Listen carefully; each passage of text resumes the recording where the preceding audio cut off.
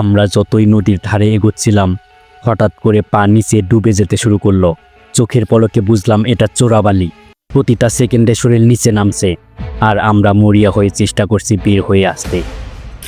আমি এখান থেকে ওঠার চেষ্টা করতেছি।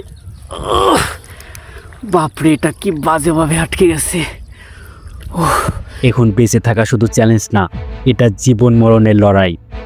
চোরাবালি হলো এমন এক ধরনের মিশ্রণ যেখানে বালি, পানি আর কাদা মিশে থাকে।